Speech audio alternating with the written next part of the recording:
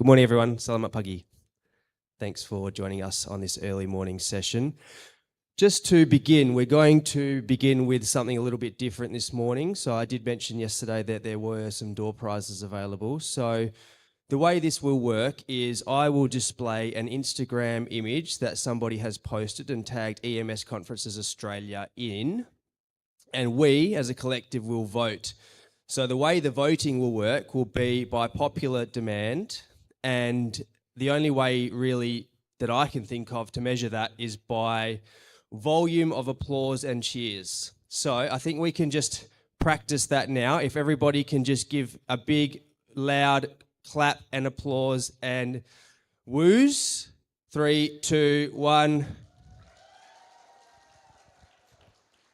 Very good. So I will now display the images and I will ask that we vote using that format. Does everybody understand that concept? Great. Okay. So this is image 1. So can we get a round of applause for image 1? Okay. Very good. All right. We're warming up. We might have to... Okay. This is number 2 from SM Pete. 3, 2, 1. All right. Last one. Final. Stand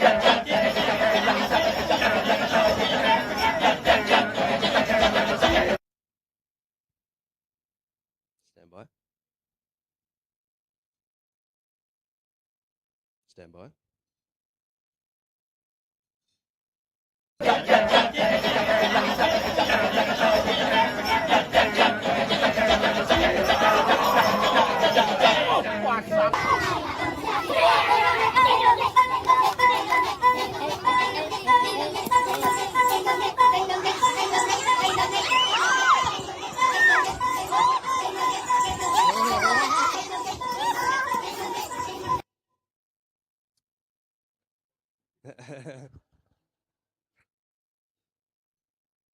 All right, and for our third and final contestant.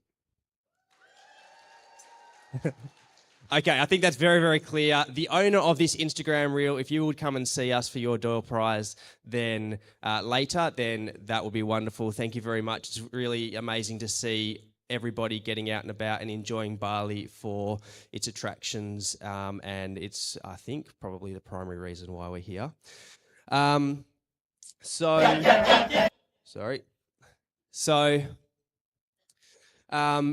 Just a reminder that if everybody out and about this afternoon, whatever you're doing out there, snap your Instagram shots, tag EMS Australia to go in the running for tomorrow's door prize.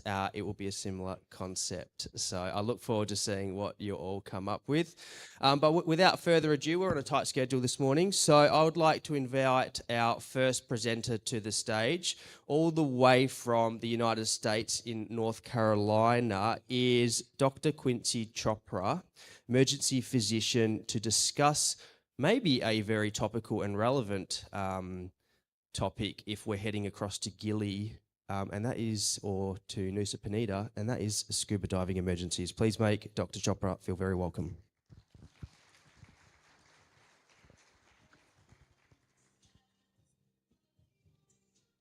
Thanks, sir.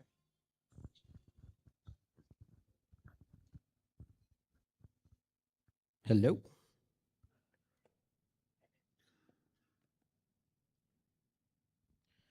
Well, good morning, everybody. Thank you very much for coming up this morning to kind of hear the talk here. I am Dr. Quincy. I'm here from North Carolina. So this morning, I just want to say thank you for the invitation to come out here. It's my first time in Asia, really, aside from India. And just want to come out and do a little talk here on kind of medical considerations on scuba diving. This is something that I'm passionate about. I got to do scuba diving in the United States, and then as well, I got to do some scuba diving in my medical training, which I happen to do in the Caribbean islands. So every weekend I got to go scuba diving. There's worse ways to do your medical training. So today we're going to be talking about some scuba considerations, medical considerations, and the way that scuba diving, as fun as it is, so this is kind of our, this is how the world perceives Australia, I think, is that it's a great fun place, but everything's trying to kill you. So that's what scuba diving is. It's a really fun sport, but there's other ways that it can kill you, and there's ways that it can hurt you. So we want to consider those and kind of talk about them. So this is kind of my background. I'm originally Canadian. I live in the United States now. I work in the United States. That's how I did my training. I was a paramedic before I was a doctor. I was a flight paramedic working on the aircraft, and then I became an emergency physician, and now I travel around. I'm a Canadian. I work in the United States, and then I'm also an international consultant for Haiti's EMS service, setting up their stuff and their trauma center that they're just trying to build their health system back up after kind of, the problems that they've been having, as well as the earthquakes that they've been having. The other thing that's my claim to fame is, does anybody know the show The Pit? Yeah, so The Pit is Pittsburgh, where I trained and lived. The hospital that it's based at is one of the hospitals that I used to go to a lot and train at a lot in Allegheny General Hospital, which is kind of where it's set. There's a line kind of in the show too as well that says if you can't hack it at that hospital, they're going to send you to what's called Youngstown, Ohio.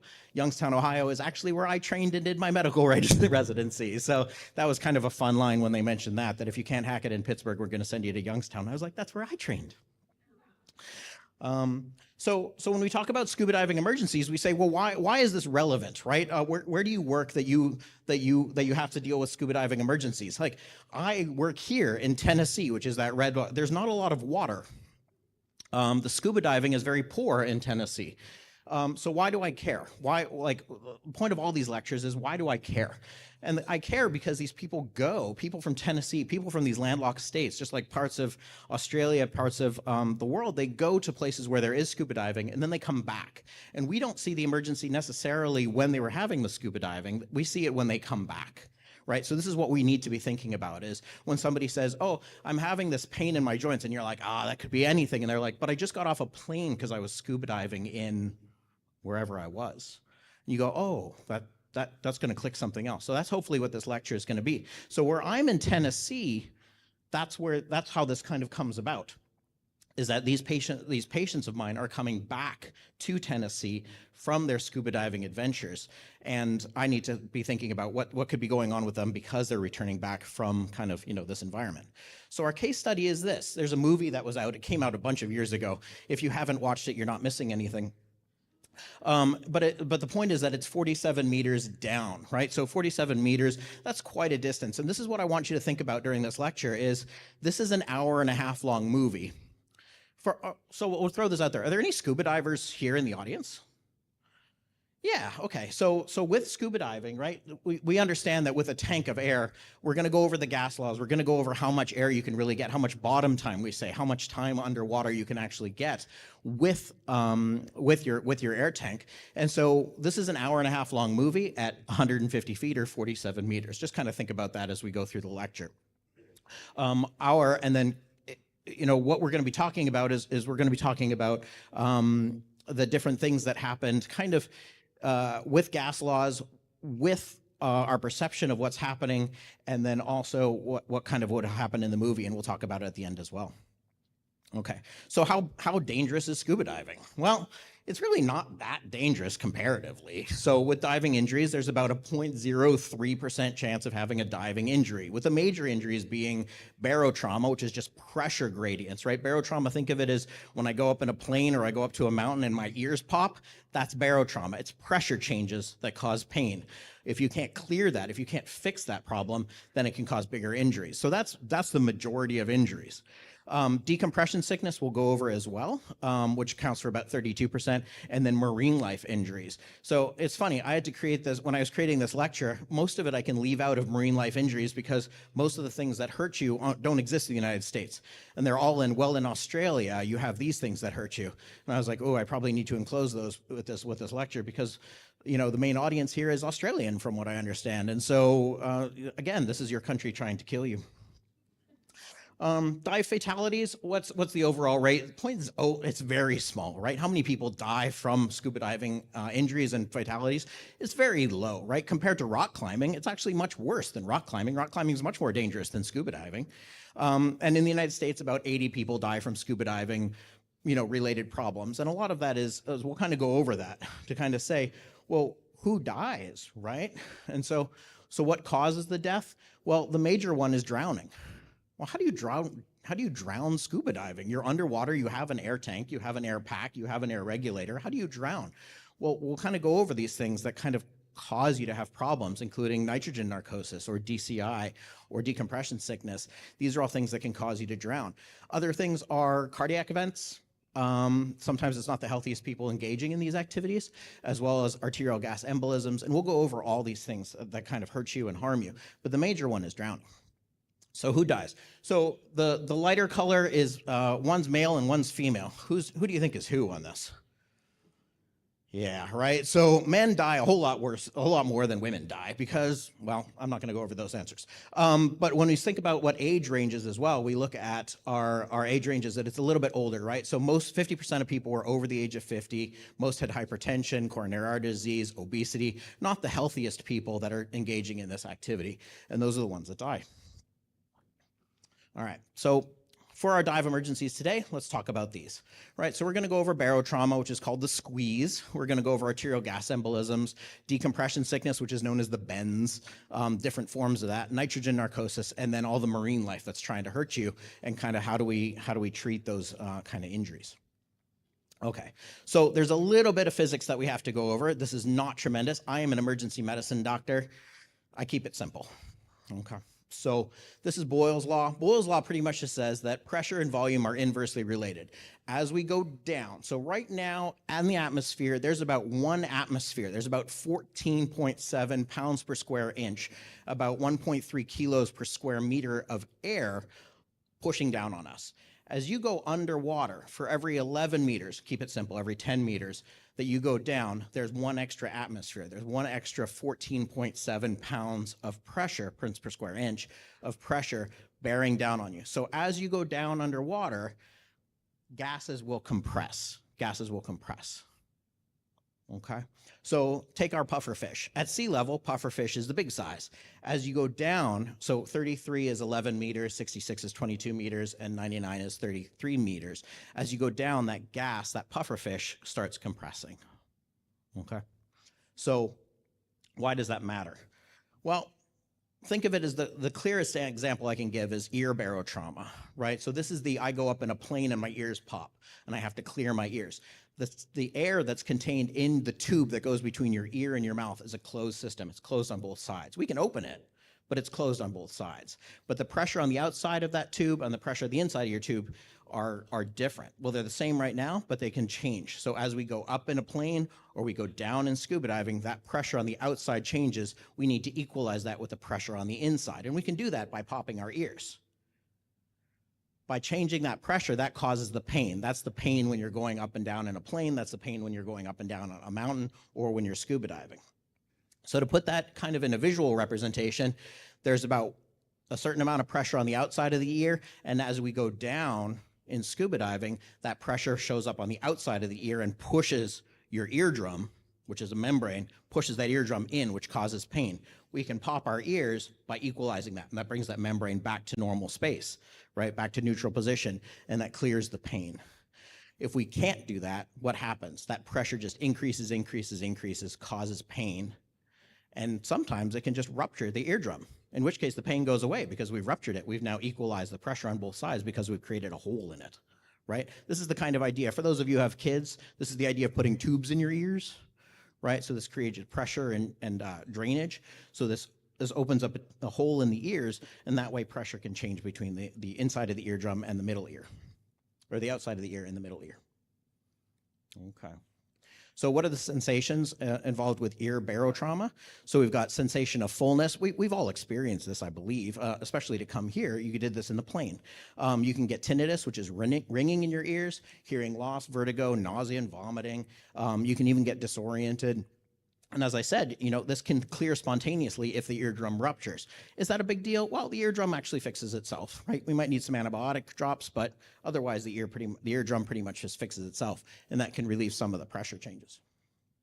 All right, so treatments, what do? We do some decongestants, some pseudoephedrine, some phenylephrine, right, to kind of clear out that blockages. We have analgesics like NSAIDs, Tylenol.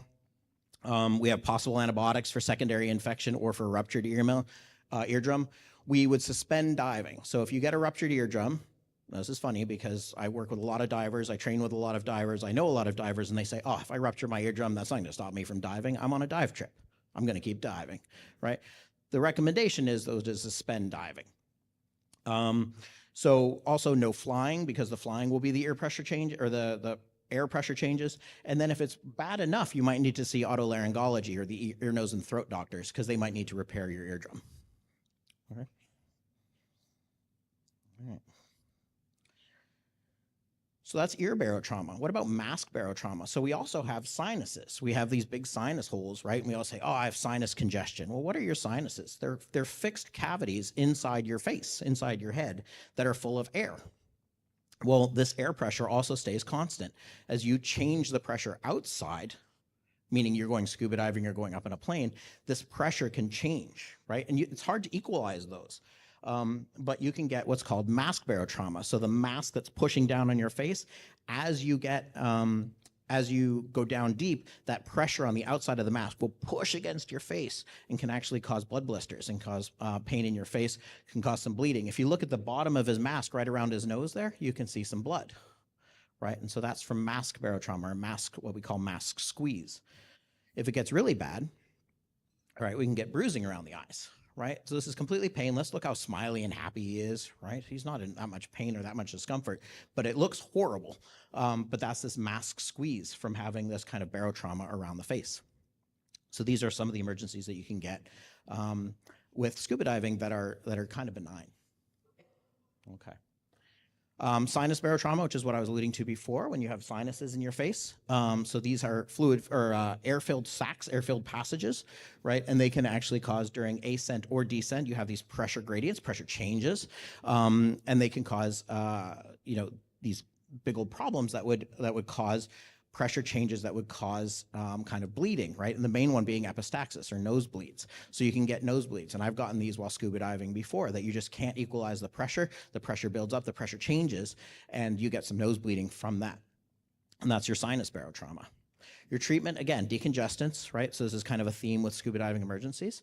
Decongestants, analgesics, possible antibiotics, and then if you get it, then they say no atmospheric changes for 7 days, meaning no going up in a plane, no more scuba diving. You have to end your dives, abort your trip, and then also no plane rides. This is kind of difficult when you're going on scuba diving trips that you might need to go home afterwards. So these are recommendations. I understand that they're not followed always, but these are recommendations for them for sinus barotrauma. Okay. What's our other barotrauma? So we have outer ear. So anything that would plug up the ear, so including wax or earplugs, right? These would cause changes that we can't necessarily equalize. So we have changes from the outside of the ear to the inside of the ear. Also a tight-fitting scuba hood or a tight-fitting scuba suit. We have the suit, it fits us well at atmosphere, but then when we go underwater, that pressure that changes underwater, it squeezes the suit on top of us, and we can actually cause what's bruising and barotrauma from the actual mask and from the suit onto our skin. And then the other one is dental. So if we've ever had dental work, right, there can be little pockets of air that develop underneath our teeth. We can't clear those, we can't fix those, but those little pockets of air are subject to pressure changes as well. So that's when we go down at depth, or when we go up even in a plane, those little air pocket changes can cause us to have some pain in our teeth that we just can't change until we equalize those pressures by either coming up from scuba diving or coming down from in a plane. So thinking about Boyle's law, thinking about pressure and volume. So what happens if I go down to depth, right? I go down to depth and I take a huge breath in. So I fill my lungs, giant air-filled sacs, and then I come up to the surface. What would happen? Anybody? Yeah, right? So the gas would expand, right? Because as I come up in pressure, I'm coming down from depth, I'm coming up. That pressure on the outside decreases, which means the pressure on the inside of my lungs will expand, right? The gas will expand, and that can cause a pneumothorax, right? A popped lung, or it can just cause extreme discomfort. And that's why we always exhale on the way up. We always let out that air so that we don't have this problem. So what about the gas in my tank? So that's gas in a fixed container, right? It can't leave the tank. No more can go in, no more can come out except through the regulator. That gas, as I go down, that gas will compress, and as I come up, that gas will expand. So at depth, I don't have as much gas as I do at the surface because it's compressed, if that makes sense. All right. And as I come up, the gas that I have left over, the breathing air that I have left over will expand, and that will actually make more buoyant. So as I come up, I can actually get more buoyant as I come up because that gas is expanding. And then when you scuba dive, you wear a vest that has air in it, and that's how you control whether you're going down or going up, and that's how you stay buoyant. That gas also will, because of Boyle's law, that will expand as you go up, and it will compress as you go down. So you're constantly changing the volume of gas in your vest, called the BCD, in your vest to control your buoyancy. And so as you come up, you can be coming up at a nice rate, and then as that gas expands, it makes you more buoyant and can make you go up faster. Okay, so these are all kind of gas laws that we have to worry about. Why does that worry? Well, it worries because one of the things that we'll see with the bends is a rapid ascent, a rapid going up to the top is the problem. Well, if I'm coming up nicely and then all of a sudden the gas expands, well, it is expanding, but as it expands, I start going up to the top faster than I thought. I go up to the surface faster than I think. That can cause a rapid ascent, and that can predispose me to the bends. A couple more gas laws for us. So we've got Dalton's law, which says the total pressure of a mixture of gases is equal. So each gas in a mixture exerts a certain amount of pressure. That total pressure is an addition of all the gas laws. This is not a hard one. So the total pressure is a sum of all the pressures combined. And then Henry's law, which is your pop bottle law, right? So there's a certain amount of gas mixed into your Pepsi bottle. As you open the top, that gas releases. There's gas dissolved in fluid. That's what we need to worry about with these ones. So nitrogen narcosis, also called rapture of the deep. It sounds cooler when you call it rapture of the deep. So what is nitrogen narcosis? Nitrogen narcosis is nitrogen. So in the air that we're breathing right now, we have about 21% oxygen, about 78% nitrogen, right? That nitrogen isn't useful to us. It can cause harm.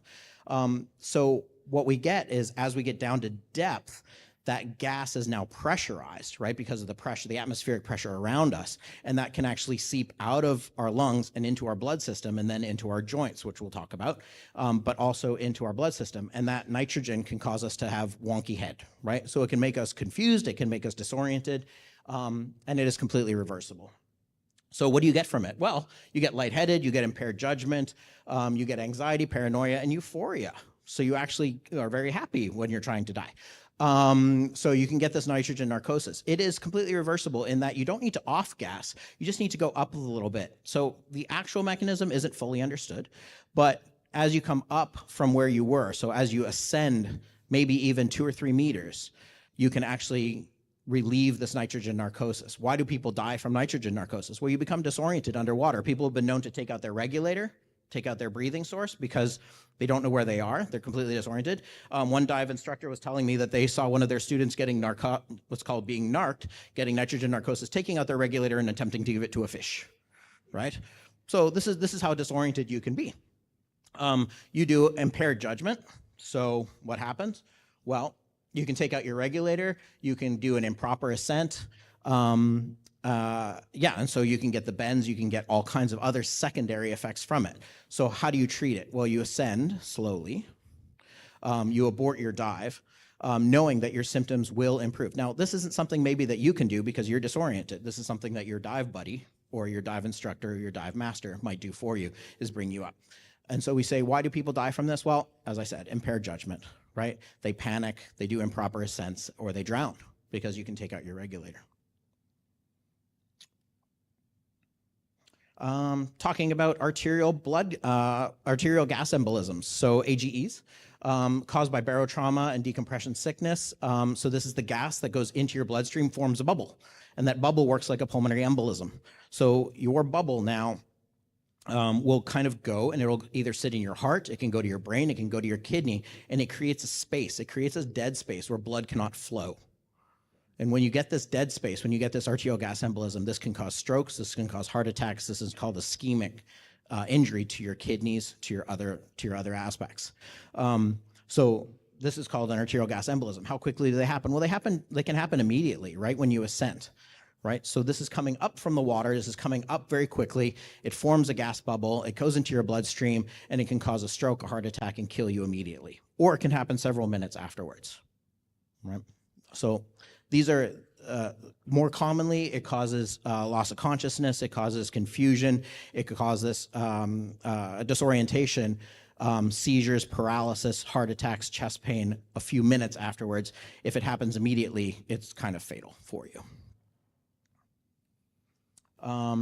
Your diagnosis, well, history is very important. So these are injuries that happen immediately after ascent.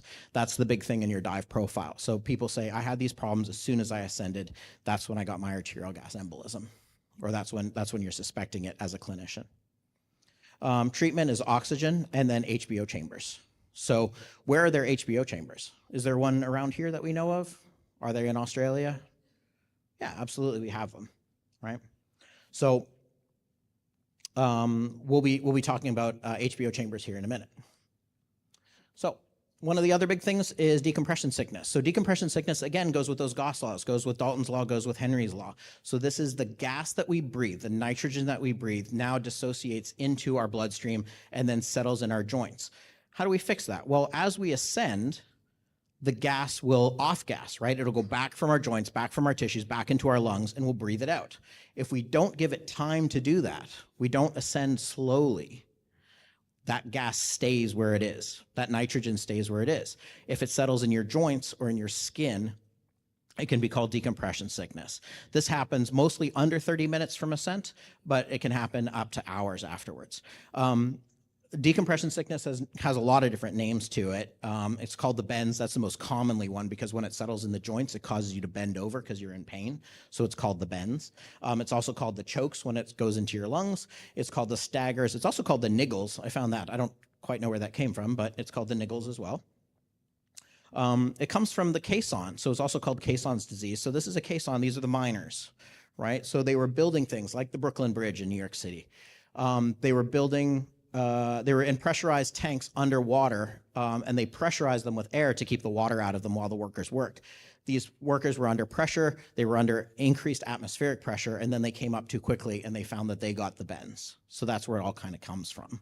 That's the history of it. This is Henry's law. So Henry's law is the pop bottle law that we talked about, and again, this is the nitrogen that we also discussed, and the partial pressure of nitrogen increases as we go to depth and goes into your bloodstream, goes into your joints. So there's different forms of decompression sickness. There's type 1, which is the one that we know. It's the joint pain, fatigue. There's type 2, which goes into your spinal cord and brain, and then there's not really type 3, but it's called pulmonary, also called the chokes. Where you can get decompression sickness, nitrogen bubbles that build up in your lungs and cause you to have some shortness of breath. So presentation of the bends. We'll see a picture here of cutaneous bends, which is something that not everybody thinks about, but you can have deep, vague pain in the body, in the joints, more commonly in the upper extremities than the lower extremities. Think about the shoulders when people start having these symptoms. And then this is kind of a picture of what cutaneous bends look like, right? It looks a lot like striae. It looks a lot like what you would get with some disease that would cause kind of these cutaneous kind of symptoms. But this would be immediately after a dive or a few days after a dive was what the presentation would be from your patient. Okay. Treatment, well, resuscitation, ABCs or CABs, however we do it. High flow oxygen, crystalloids, and then transport. And when we think about transporting, you think about transporting somewhere where there might be a hyperbaric oxygen chamber. So think about that. Just like in a heart attack, we think about going someplace that they might have a cath lab or a PCI center. For these guys, for these patients, we think about, oh, do they have an HBO chamber? So HBO chambers, so we'll talk about where you can find them. But for arterial gas embolisms, why do HBO chambers work? So HBO chambers are technically, I'm diving you again. I'm putting you in a chamber and I'm increasing the pressure. So the gas bubbles that are in your joints, the gas bubbles that are in your blood, what I'm doing is I'm forcing them, or they're in your joints, I'm forcing them back into your blood so that you can off-gas them. It's like I'm putting you underwater without putting you underwater, right? So that's an HBO chamber. And I can do this very strategically. For DCS, it forces the blood vessel or back into the blood vessels that we talked about.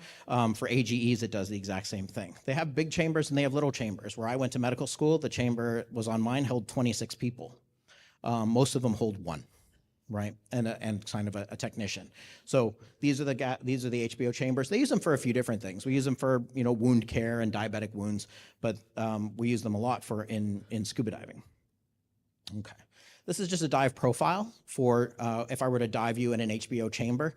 There's a set way of doing it. There's very strict protocols. There's very strict sets of medicine technicians, physicians that do dive medicine and can do these kind of charts for you. So there's a company in the United States called DAN, Dive Alert Network, and they're a phone number that you can call. You can call them from anywhere in the world. You talk to a dive technician on the other end. It's usually a physician or a paramedic. When I last called them, I got a paramedic from Pittsburgh, actually, when I was outside of Pennsylvania, and they're able to tell you where any HBO chamber is in the world. So if you ever need that information, you can call them. If you have any kind of scuba diving related emergencies, you can just call them and they'll help you out. It's kind of like poison control for dive emergencies. All right. So those kind of the gas laws. I know we went over them quickly, but it's just kind of an introduction, right? So the big thing now that we're going to talk about is what are the other things that are in the marine life that are trying to kill you, right? So I came across this article. I thoroughly debunked it. It's not real, right? It's a joke. But it's funny, right? So man escapes death by foolishly inserting multiple times in a giant sea clam, right? Without knowing he was allergic. Okay. So let's go over some marine life emergencies, right? So we're going to talk about jellyfish, sea urchins, lionfish, stingrays, coral, and then what's that other guy up there in the corner? Blue-ringed octopus, right? We don't have to worry about those in Tennessee. We don't worry about them generally in the United States, right? But you guys have to worry about them, right? I had to do my research on them. I didn't realize how quickly they could kill you. And the treatment is just I get to intubate. So talking about jellyfish. So there's different forms of jellyfish. The one that you have to pay attention to is the box jellyfish, which is the guy in the bottom right. Their treatment, so these are all tentacled kind of things. So they will cause you to have either a contact dermatitis all the way up to anaphylaxis. If you have anaphylaxis, you treat it the same way we normally do anaphylaxis, right? Epinephrine, antihistamines, steroids. And that's the box jellyfish. For all other jellyfish, generally it's just a contact dermatitis, so it's just a rash on your skin. It hurts, it's itchy. What do? We do copious irrigation with vinegar, rubbing alcohol, dilute ammonia, baking soda slurry. So these kind of things here to treat the kind of contact dermatitis. After it's thoroughly decontaminated, deconned, we can also do a hydrocortisone cream, 0.5% or 1% hydrocortisone cream over it. We do not immerse these in gasoline, turpentine, or kerosene. I didn't know this was a thing until I got to the South. Not like South America, but like the South of America. I worked in Kentucky, I worked in Tennessee, and they said anytime you get anything, a cut to your hand, anything like that, just put your hand in gasoline, let it sit there for half an hour. I said, okay, right? But they came in without infection, so to them, it works. I'm telling you, do not put your hands in gasoline, turpentine, or kerosene for these emergencies. Sea urchins, right? When I first got to the Caribbean for medical school, one of my classmates stepped on a sea urchin, had a whole bunch of quills in his foot, and we got to, because we were med students. We had been med students for 3 days. We were pretty much doctors at this point. So we got him out. We were able to pull out the thorns, right? These are venom-filled spines. This is the cool part about them is they're protein-based. What does that mean? Have you ever cooked an egg? Yeah, right? So an egg, when it comes out of the shell, it's gelatinous, it's clear. As you cook it, you denature the proteins, you kill the proteins, and you make them white and solid, like an egg that we eat.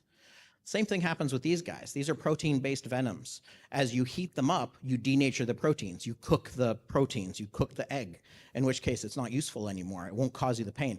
So the treatment is we remove the spines, and we immerse the body part in as hot water as tolerable. Don't burn them on top of it, right? Because that would just be adding insult to injury. We're just going to do as hot water as possible, generally 43 to 45 degrees Celsius, somewhere in there. Okay, for as long as possible. And that denatures the proteins. And you'll see that with sea urchins and a couple others here. Okay. You may need expert consultation, meaning they may need to go to the hospital and see a physician, or physician or higher level of care. if it's on certain parts, like the hands, the feet, like parts that are like useful to your life, right? Face, joints, and genitals. So these are all parts here. If you got stung with a sea urchin in your genitals, then we have bigger problems. But I think that would be very uncomfortable. All right. Lionfish, scorpionfish, and stonefish. We don't have stonefish in the United States. You guys have them here, or Australia at least. So lionfish, they were completely invasive in the Caribbean. I saw them all the time. They are delicious, by the way. If you make like lionfish ceviche, absolutely amazing. But hunting them, it can be a chore. They have these spines that don't really come out. They're not like urchins that they'll come out into you like a porcupine. They stay in the fish, but they inject their venom into you, and it is painful. The first time I went lionfish hunting with my dive master and my dive instructor, he got stung within the first couple minutes, and we had to abort the dive because it was just so painful. He couldn't do anything anymore. He had to come up to the surface. Again, these are protein-based venoms, so they're counteracted by hot water. So as hot water as you can tolerate for as long as you can tolerate. This works better with lionfish, not as great with scorpionfish, and really doesn't work at all with stonefish. Stonefish, luckily, have their own antivenom, which is, from the research I did, because we don't have it in the United States, is really available in Australia. So you guys have it. I just don't know where you have it, but you have it kind of there. So these fish, very pretty. Difficult to see the stonefish and the scorpionfish, but lionfish very pretty, but just don't get near them because their quills and their spines will kind of give you a bad day. All right, stingrays. That's the picture I chose of stingrays. I apologize. I didn't want to put any other pictures up because of the Australian market and stingrays. Okay.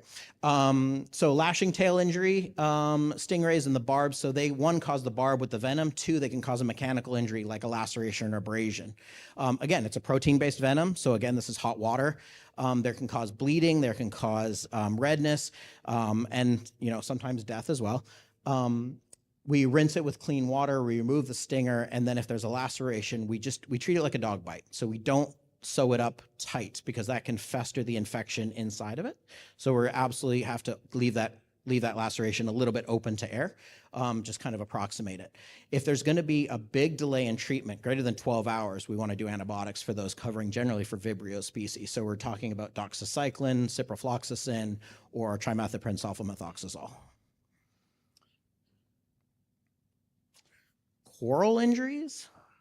So these are just kind of abrasions, right? So this is the scuba diving. I scraped myself against the coral because I didn't have good buoyancy, or something happened, some tide got me, some current got me, and I kind of scrape against the coral. It's more of a contact dermatitis on these guys.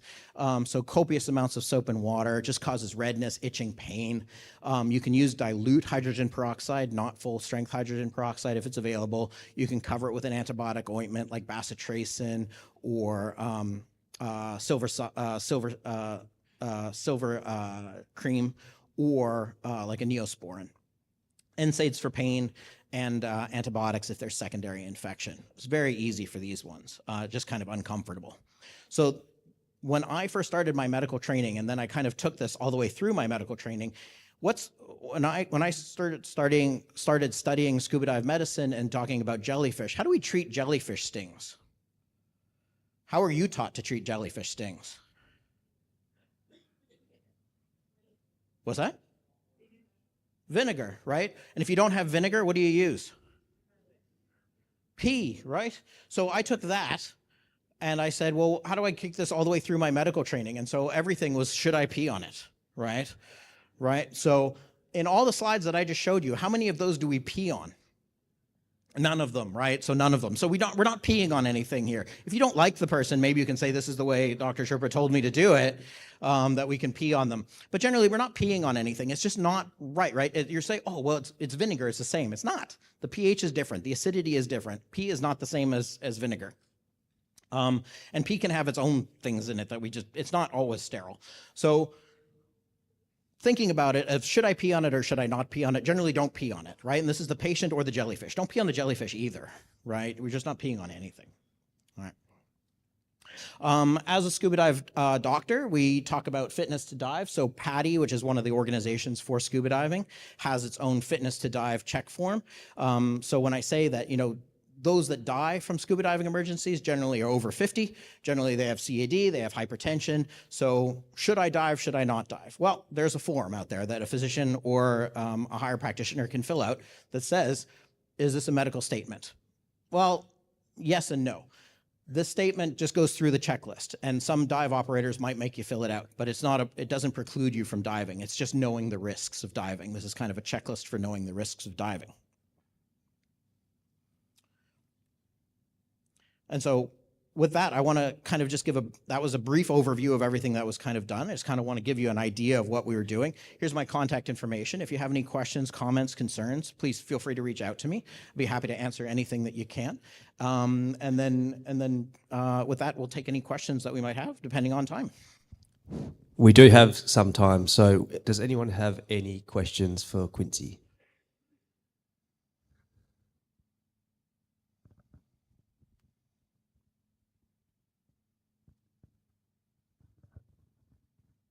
Good morning, how are you? Very good, sir, thank you. One of the things you talked about, the people who dive and have comorbidity like heart disease or lung disease. Will you advise them, for example, to take a blood thinner to prevent embolism, for example, or clots?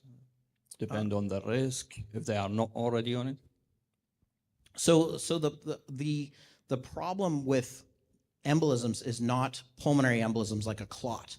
It's an arterial gas embolism. So it's an air bubble. You can't prevent those using blood thinners. So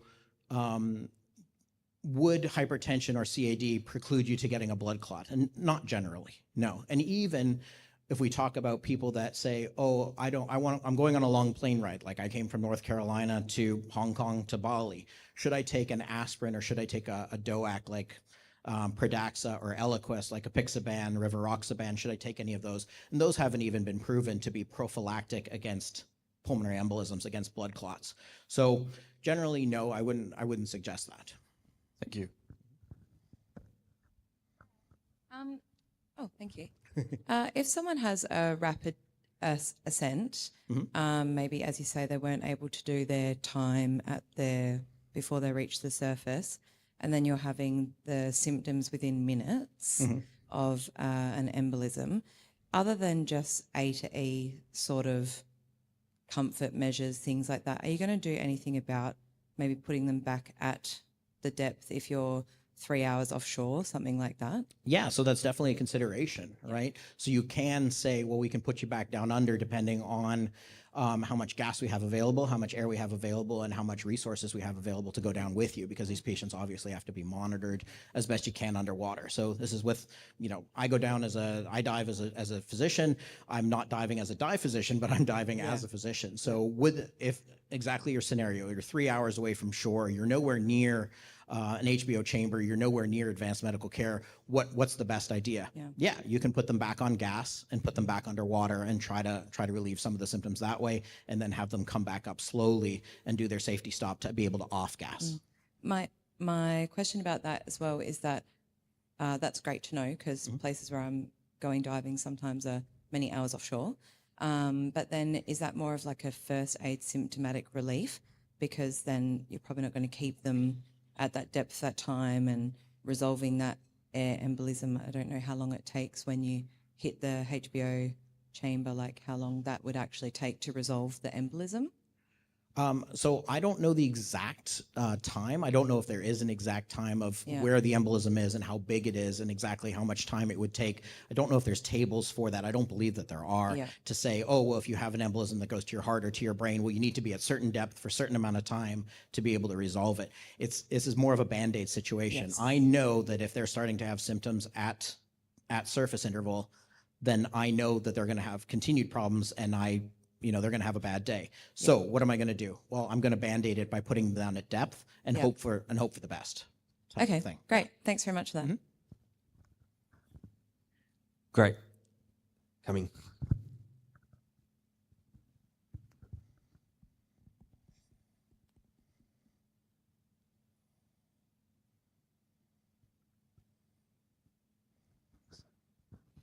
Just a quick question. You didn't talk about oxygen toxicity that sometimes is seen and the difference between that and I guess the neurological consequences of the nitrogen toxicity. How's that? Is it just from what they've dived with?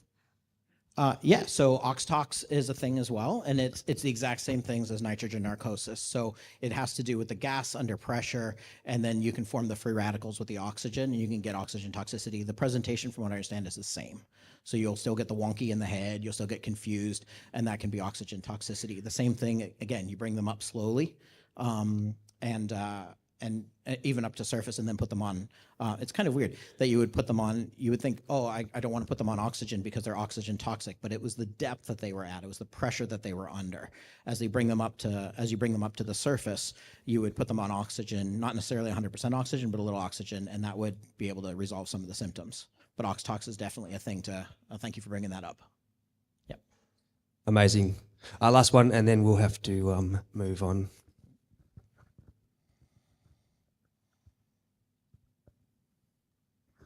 Hiya, thank you for that. We live on an island, so the only way to get to an HBO is by a plane ride. Do you have any suggestions about how long that's delayed? Obviously, the RFDS service will fly at low altitude, but how can we support that person? And sometimes we're waiting days, certainly hours. How can we support that person in the meantime? Oxygen, right? So while you're there at the surface interval, you can be doing oxygen therapy. It's all supportive. It's ABCs or CABs, whichever you would do, but give them 100% oxygen as well. So you're trying to off-gas them as best you can with the 100% oxygen until you can, if you can get them to an HBO chamber and dive them. When you put them in the plane, that's strict instructions to the pilots to fly as low as possible because you don't want to make matters worse. If these patients need intubated and 100% oxygen, they need intubated and 100% oxygen as well. But it's mostly supportive of that. A lot of places they dive right on islands. We love our dive trips and we love going on islands, and even dive trips that are on boats considered just islands, right? They're far away from everything. So all of these things are things to consider, and absolutely. So it's just supportive measures at that point, 100% oxygen, and then get their evac as possible, as soon as possible.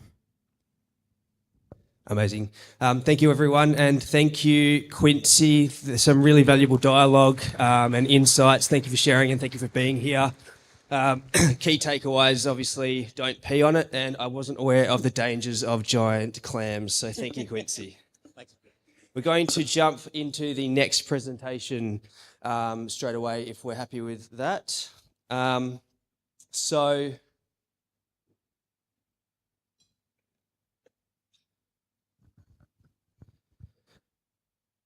I would like to extend a very, very warm welcome to Dr. Mary Ann Elliott, emergency physician based in Melbourne, Victoria, here to talk about our ED love language.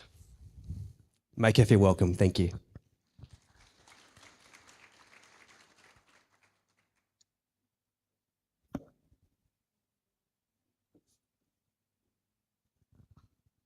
Take two.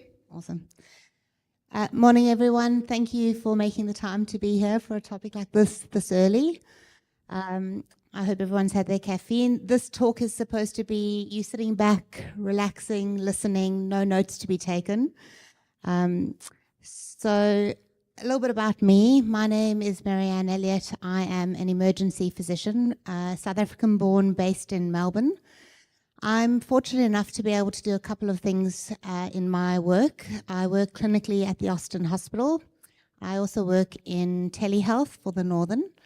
And I spend about half my time being the Director of Clinical Training at the Austin. And so in all those roles, I spend a lot of time talking.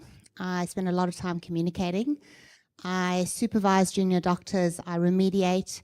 And I have a lot of conversations where we have to talk about conflict resolution and how to problem solve things. And so that's made me think a lot about how we communicate and what we communicate. So my talk today is exactly on that. It's on communication. And as busy clinicians, we often don't get the time and space to think about the way we communicate and how communication impacts our everyday lives. And It's a higher level skill that we really need to take the time to develop, but also model to our junior doctors. And so what I'd like you to take away from today's talk is just an increased awareness, thinking about it, and how that awareness can improve our own habits as doctors, but also how we interact with our colleagues and really the outcome on our patients.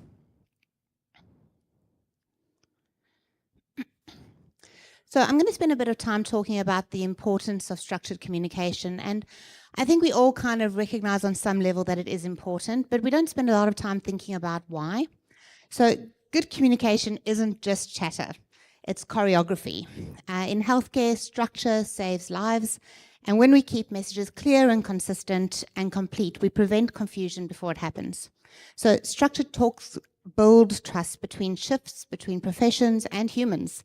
And we think of it as PPE for information. So it protects everyone from the fallout of that, oh, but I thought you said X. So here's the cheat code. Clear communication equals better care. It strengthens collaboration, it boosts safety and builds morale faster than a shift without free coffee. It's not what you say, it's how simple, structured, and repeatable makes it clearer. So when clarity becomes habit, culture changes, and suddenly we're not firefighting anymore, we're actually practicing medicine. So the impacts on interprofessional collaboration is that structure gives every discipline a shared language. Doctors, nurses, paramedics, one framework, one rhythm, one goal.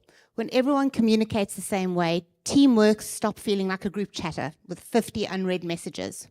Roles are clear, trust builds faster, and care becomes coordinated, not chaotic.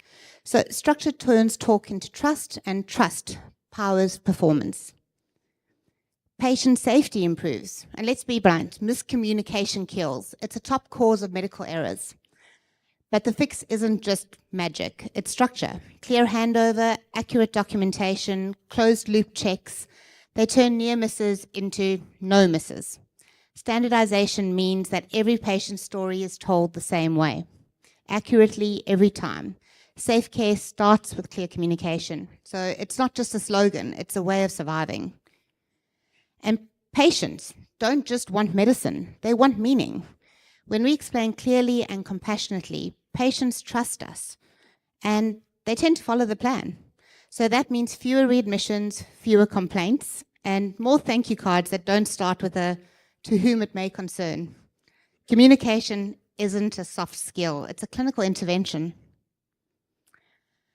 And so in workplace culture and morale, confusion drains energy faster than a night shift without snacks. Structured communication cuts through the fog.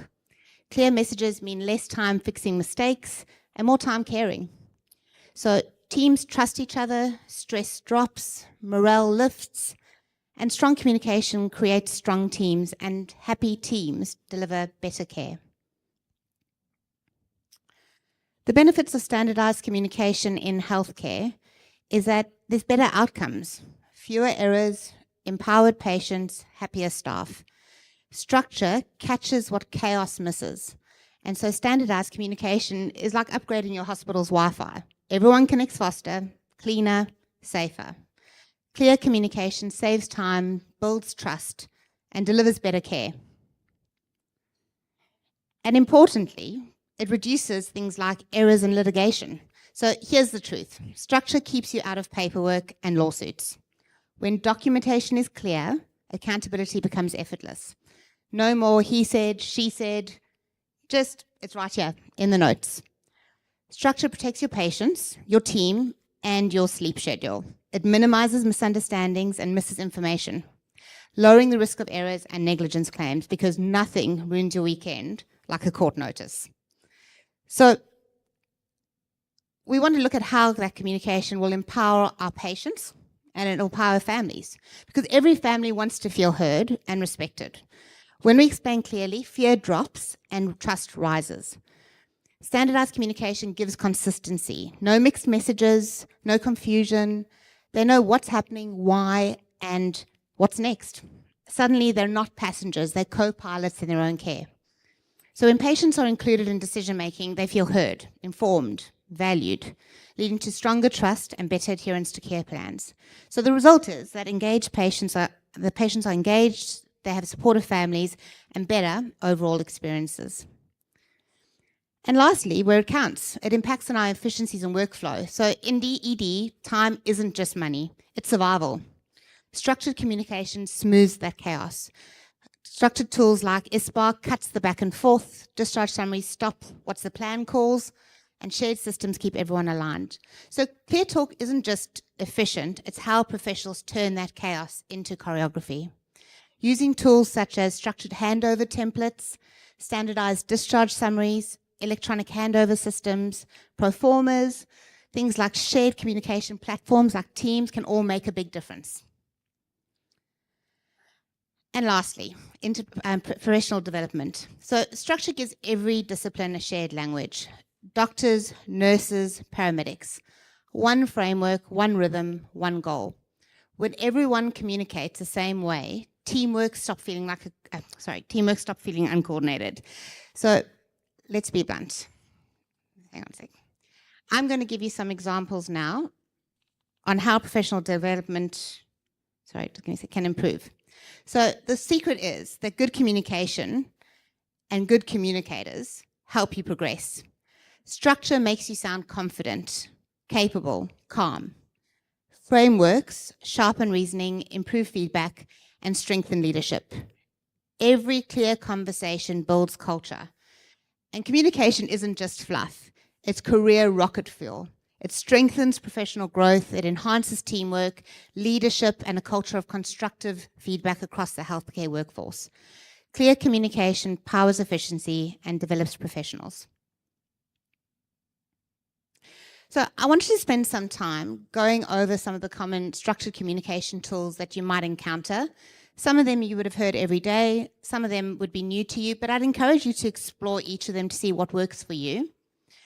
Think of these tools as your comms toolkit, small in size, big in power.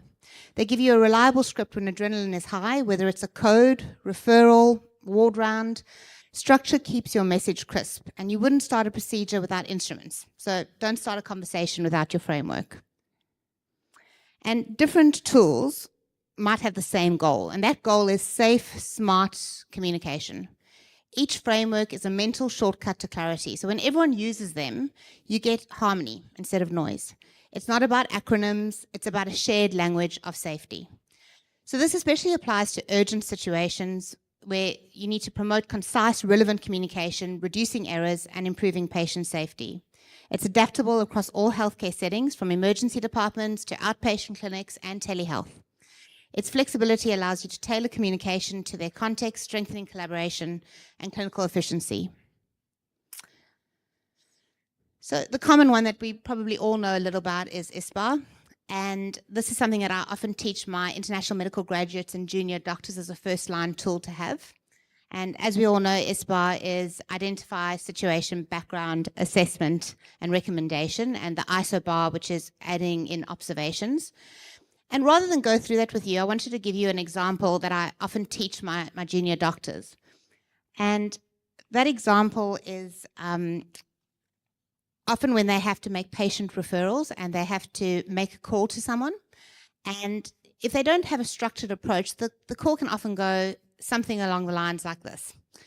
So we have junior doctor who's an intern, Dr. Jones, and he's making a call. He's in a ward and he's been called to a med call, and he now has to call his registrar with a handover. So example A would be, Dr. Jones says, hi, Dr.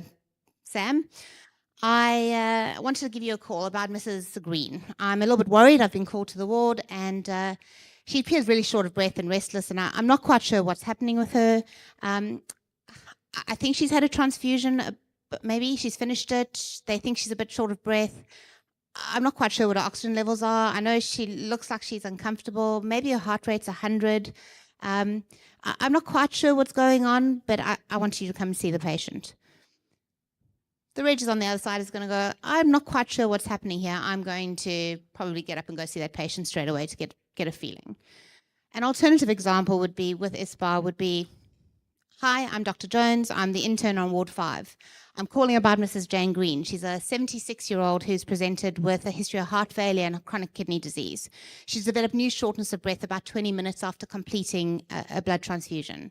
This is her first transfusion, this reaction, and she's on the ward for management of anemia secondary to chronic renal disease. Her baseline oxygen is 97% on room air. She's had 1 unit of packed cells today, and on review, she's tachypnic with a respiratory rate of 28, SATs of 89% on 4 liters via nasal prong, and a blood pressure of 160/90, heart rate 105. On auscultation, bibasal crackles and presents and looks puffy. I think she's likely got a transfusion-associated circulatory overload. Reg listens to that handover and goes, A, I know what's happening. B, I have an idea of a plan for that doctor. And C, I'm going to come and see the patient, but I'm not going to be running, like in example A. And so this is something that I often get them to practice every day and to understand the real benefit of ISPA. There are other systems that people use, things like the IPAS, SOAP and CUS. Frameworks like this are all like GPS. Pick the one that works for you and that gets you there safely. So IPAS keeps handovers sharp, SOAP can organize your brain, CUS can help you speak up. All of them are aimed to keep your team synchronized. So I wanted to go over the benefits. I wanted to go over the benefits of checklists and handover. So everyone sighs when they hear about another checklist that needs to be done, but I want you to see checklists that they aren't the enemy. They're the safety net. They catch what the fatigue and noise drop. The EMR templates that make handovers faster and traceable. Checklists don't make us robotic. They make us reliable. It's not bureaucracy. It's like brain insurance. So they enhance patient safety. Predictability saves lives. Checklists make sure every detail is said, not assumed. In a world where I thought you knew can harm, structured talk turns uncertainty into safety. And safety isn't accidental. It's checklist driven. So talking about structured documentation, I see documentation as storytelling. And it's storytelling with a consequence. So if you leave out the twist and someone misses the diagnosis, it's a problem. Structured notes save time and prevent duplication. Handover pro formas provide a structured format for recording patient information and promote clarity, and healthcare professionals make swift decisions. So write like your colleague's career depends on it, because it might. Now, looking at why else we should be communicating well and adopting structured communication is looking at how our hospital works and the improved communication metrics that we can look at in our own systems to see if what we're doing is actually making a difference. You can't fix what you don't measure. If you track accuracy, completeness, and understanding, you can turn interruptions and omissions into data, not drama. Measure it, improve it, celebrate it. Measure the accuracy, the completeness and relevance of information shared during handovers.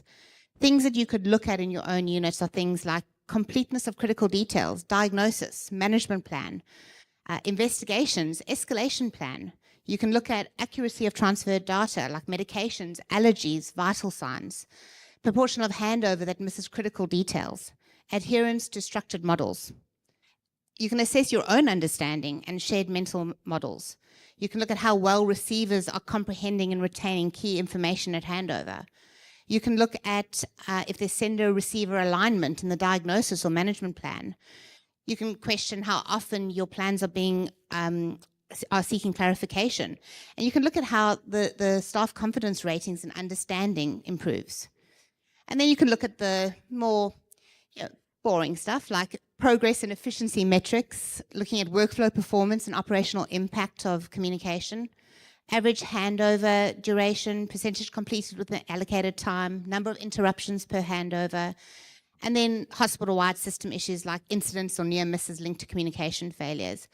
All of these which have important outcomes. Readmission rates, deterioration rates post-handover, and RCA events, so root cause analysis events. So the next thing I want to look at is what is the role of technology in communication? So technology is not the enemy. Poor communication is. And used right, it connects us faster and keeps us safer. Tech can't replace empathy though, so it does amplify clarity, and they need to work in conjunction with each other. By integrating real-time collaboration, data security and compliance, and streamlined operations, healthcare organizations can enhance patient safety. They can improve efficiency, and they can improve trust. These three pillars form the foundation of a modern, connected, and resilient healthcare system, one where the right information reaches the right person at the right time. How do we do that? Well, real-time collaboration. Imagine an ED, an ICU, wards, paramedics, all connected instantly. No phone tags, no missed messages. With EMR and secure chat platforms, we could potentially escalate an alarm before the patient leaves the trolley. We put this into action all the time, but we don't appreciate the importance that this role plays. Fast communication often saves time and can save cortisol. Data security and compliance is important, and communication often needs to be quick, but never sloppy. So data security protects patients and professionals alike. Encrypted systems and audit trails build trust, and compliance isn't just red tape, it's respect in action. Support compliance with privacy, audit, and governance frameworks like Standard 6 and Communicating for Safety. Automated tracking and audit trails enhance accountability and traceability, and builds trust amongst clinicians and patients by keeping communication confidential and compliant. And last thing, it can help streamline operations. So communication meets efficiency. Integrated handovers and summaries reduce duplication. Analytics turn chaos into insight, and clear communication transforms hospitals into high-performance ecosystems, reducing duplication, delays, and administrative burden, allowing teams to focus on patient care. Analytic dashboards can turn communication data into insights, improving efficiency, resource use, and outcomes, and leads to a smarter, more connected healthcare system. So, pause, breathe, reset. There was a lot. You've seen why communication matters. Now let's build it into our daily chaos. Let's go practical. So good communication isn't just luck, it's design. Simulation, rounding, clear channels, all train habits. If teamwork is the heartbeat, structure is the rhythm. When the beat is steady, everyone moves in sync. So implementing effective communication in healthcare requires a multifaceted approach and includes the following. Simulated-based training. Simulation is the gym for communication muscles. You get to make mistakes without the paperwork. You get to practice, and that builds confidence, leadership, and calm. It turns that oh no moment into I've got this. And it also enhances team dynamics. Simulation breaks down the silos. Everyone's voice counts, whether it's a nurse, a doctor, a paramedic alike. Teams that train together, think together. And that's how we move from the chaos to choreography. Simulation is preventative medicine for miscommunication. Practice conflict before it happens.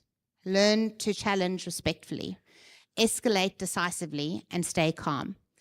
Great teams don't avoid conflict. They manage it. And communication and simulation helps with proactive problem solving. So this training method allows team members to address conflicts and resolve them collaboratively in a safe environment, leading to improved interpersonal relationships and a stronger team ethos. And it improves patient transitions. If communication breaks anywhere, it's handover. Simulation turns that cliff into a bridge. Practicing transitions builds trust and fluency. Speak the same language, pass the baton, never drop the patient story. So by practicing in a simulated environment, teams can enhance their communication skills, which is critical for effective patient transitions and continuity of care during real-life situations.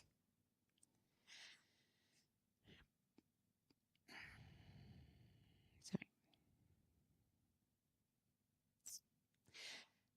Now, huddles, looking at the benefits of interdisciplinary rounding, includes huddles.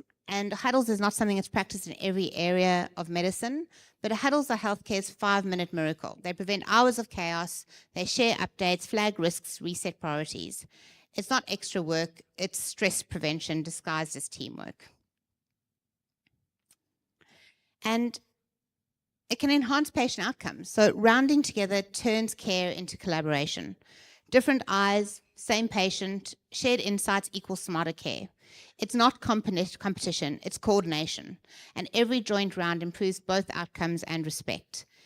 Interdisciplinary rounding facilitates collaborative discussions amongst diverse healthcare professionals, ensuring that different perspectives are considered in patient care decisions. And ultimately, it leads to enhanced patient outcomes and satisfaction. It helps with proactive problem solving, where great teams anticipate instead of reacting. And proactive talk is like a radar. You see the storm early. Check-in and early escalation keeps momentum and prevents drama. And in healthcare, the smartest move is always the conversation before the crisis. Lastly, huddling can improve continuity of care, and continuity is about one story told well. Structured communication keeps it intact across shifts and sites, no restarts, no confusion, just seamless care. So communication is the glue that makes continuity stick. Huddles enhance communication between care teams during patient transfers, ensuring that critical information is shared directly and minimizes the risk of miscommunication, thereby improving continuity of care. And lastly, just a note on rapid response and escalation, that communication in a crisis, clarity beats chaos. Clear pathways mean no guessing who to call, flowcharts turn panic into precision, structured talk is your calm when adrenaline spikes. And lastly, communication and huddling and simulation all fosters trust and innovation. Every great innovation starts with one brave conversation. Safe teams speak up.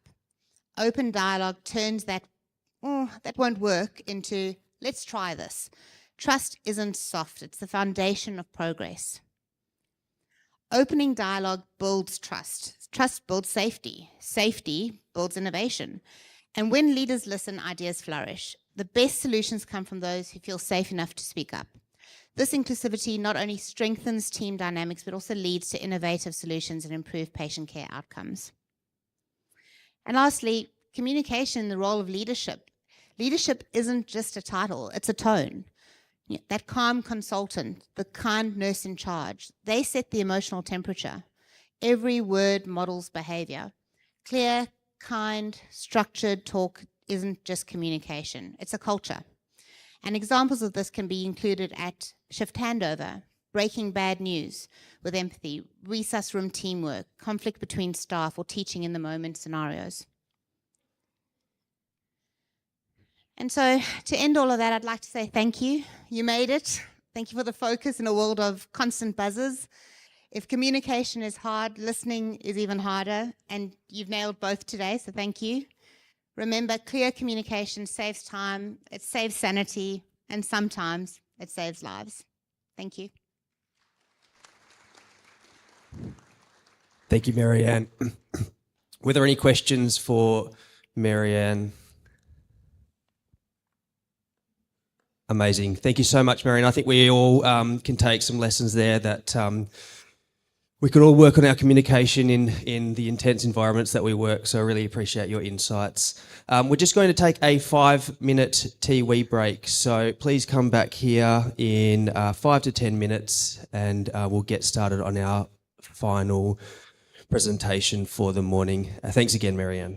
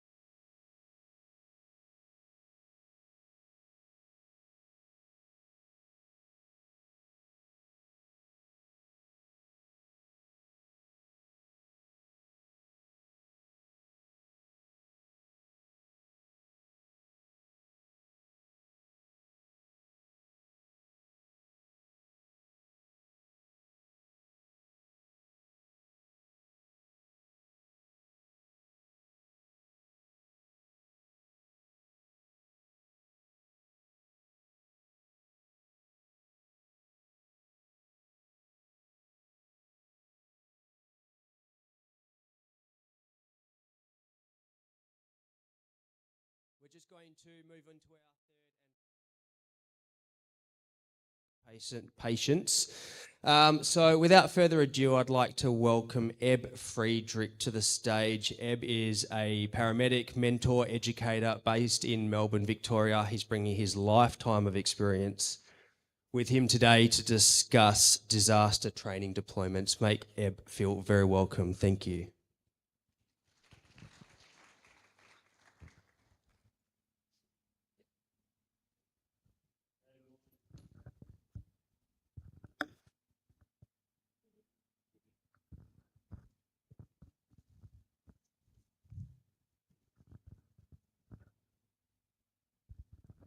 Good morning.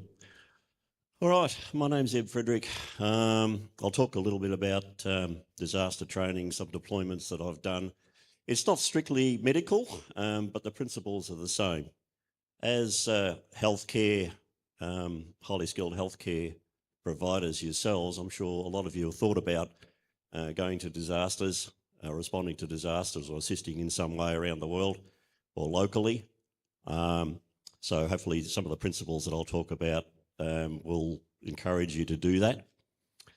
The key take-home message is to be situationally aware, as David Banfield mentioned yesterday in his presentation. It's also good to reflect on last Sunday, the Bali bombings in 2002, where a suicide bomber in the Sari Club let off a bomb. And what happened next was that as a lot of people were leaving the venue and helpers were arriving, there was a bit of a trap. There was a car bomb outside and it was designed to strike the survivors from the Sari Club and also those that went to help. I'll talk a little bit about my time in Pakistan in 2010. And again there, a truck bomb in 2008 blew up the Marriott Hotel, which was a common watering hole for aid workers. So whilst responding to disasters is very life-changing, very fulfilling, there's certain dangers to be aware of, and situational awareness is very important. I've got a lot of slides here. Most of them are pictures, so we don't have to concentrate too much, and I'll just flick through a lot, and I've got a few short videos as well. All right, so I initially trained as a medical scientist for 7 years, became bored with laboratory life and was selected to become a paramedic. So I've been a paramedic for the last 43 years, 23 years intensive care, clinical instructor. I started Australia's largest pre-hospital emergency care conference, so I'll be seeking some sort of royalty from these guys, perhaps lifetime free registration. And the reason that we did that as a group of MICA paramedics back in those days was that we couldn't influence change within the system. So by creating conferences, we introduced change from outside the system. So CEOs, etc., that wouldn't talk to us as employees suddenly had to ask us to come to conferences. And that's the value of conferences like this, where we can exchange ideas and introduce change. So, yeah, a few other things I did there as well. I'm now working as a private paramedic, so I do a lot of the high-risk stuff. I work for the Defence Department, particularly with the military and the police bomb squad down in Victoria. Been a clinical manager for a number of years and wrote a lot of CPDs and CPGs. My interest is remote area medicine, disaster medicine, trauma logistics and hikes around the world. Okay, in times of disaster, we all want to help. It's only natural. We're in a caring profession, but it isn't that simple. So it's not just a matter of packing a suitcase and going. You need to have some sort of training to do this, and I'll go through some various things that you could do. You need preparation. Sometimes it's easy if you're going in a larger group, such as with AUSMAT, the Australian Medical Assistance Team. A lot of the organisation is done for you, but in a lot of other cases, it's pretty well you're left to your own devices. Even with larger NGOs, it's very complex structure and training is mandatory. and smaller NGOs, you're basically on your own. So whether medical or non-medical, and my experiences are mostly non-medical as a volunteer, which I'll talk about, the preparation is exactly the same. So you need to be aware of the global structure and organisations that you'll be working with. Okay, this is an actual photo of my time in Pakistan. So these guys weren't posing for the photo. That was our security when we were operating in northwest Pakistan in 2010, and I'll elaborate on that. So you want to help. Whoops, go back.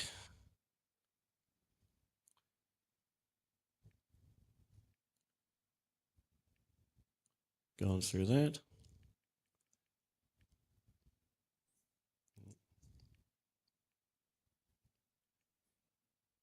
Which way is back?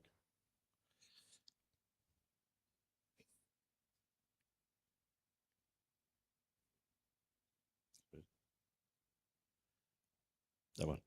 Okay.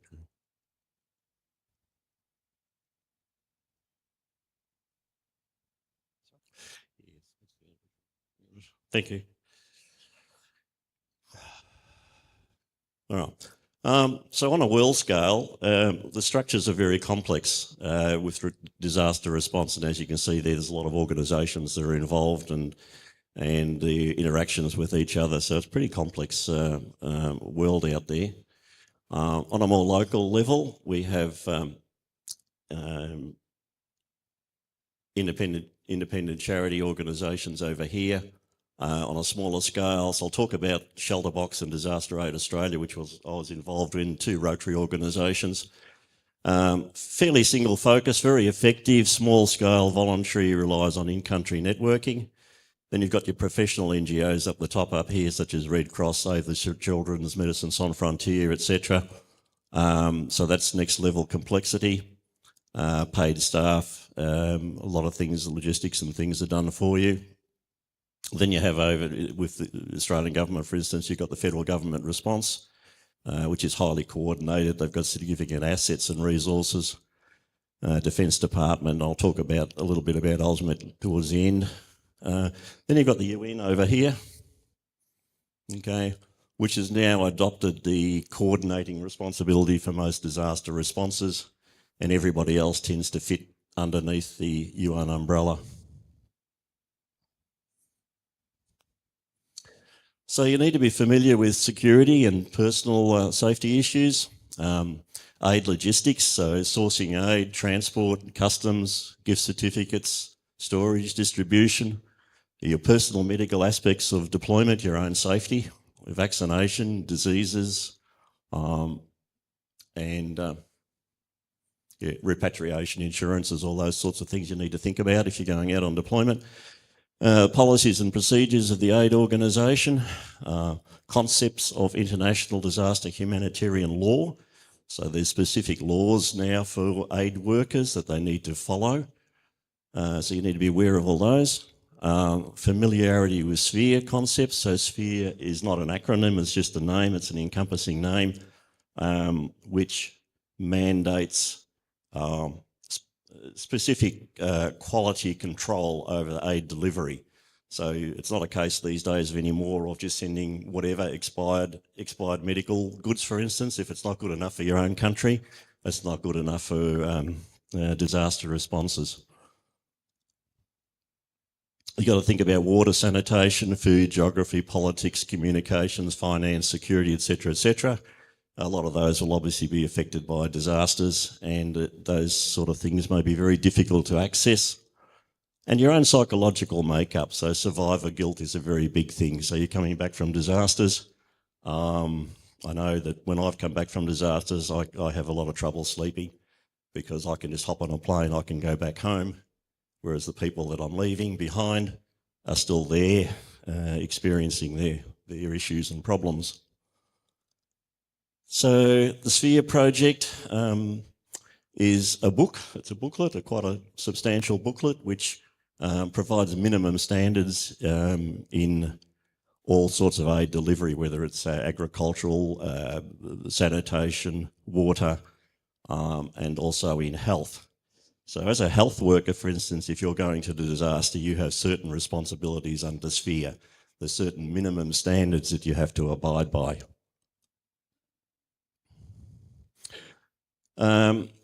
So the SPHERE standards, generally applies to things like water, sanitation, hygiene, food security, nutrition, shelter and settlement, and health.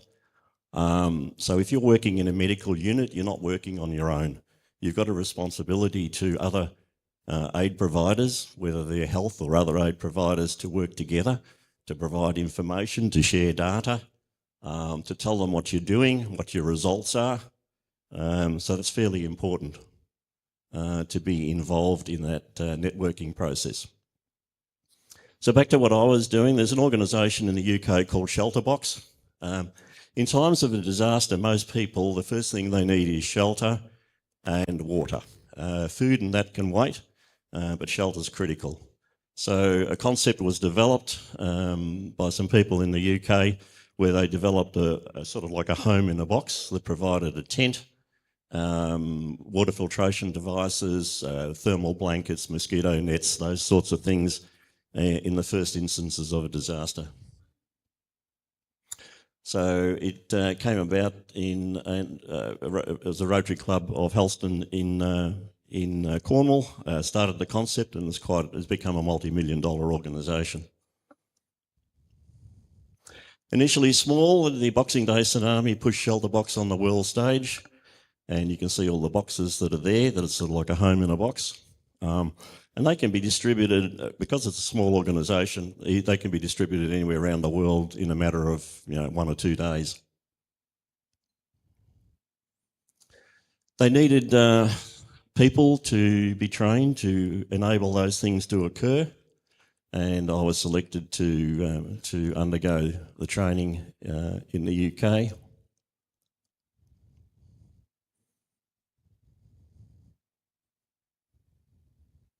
And it's all volunteers, so there's no paid workers. So SRTs, or Shelter Box Response Team members, can be anywhere in the world within about 2 days. Very rapid response. Provide, the tents are huge tents. I'll talk a little bit more about them later. So they provide privacy, security, and dignity. They can also be used as hospitals or clinics. The training was pretty rigorous, so it's basically last man standing type, SAS type training. We had about, in our particular selection group, we had about 20 people from around the world, and only about 12 of us got through. It's phenomenal training, but it's also a fair bit of bastardisation as well. The idea was to stress you as much as possible to see how you can cope in adverse environments. So not an ideal training format, and we sort of split from this organisation and started our own, and we adopted a more academic approach to training for people. Attributes required: lots of common sense, lots of life skills. You've got to be fairly diplomatic, resourceful, lateral thinker, team player, reasonable level of physical fitness. You'll be working in sort of fairly adverse environments, and be able to cope and make decisions fairly rapidly, but be safe and be able to do the job. So your primary considerations are personal team safety and security, serious incident management, maintain the reputation of the organisation, and be accountable for finances, etc., and adopt a continuous improvement process. Was it hard? Was it tough? It was. It was quite remarkable. They do things like in the middle of the night they'll wake you up and they'll throw you out in the Dartmoor moors in the pouring rain and the cold, and you had to cope for the night. Again, it was designed to stress you and to see how you would cope or whether you're going to give up. So, you just had to sort of grin and bear it and play the game. things like map reading, navigation.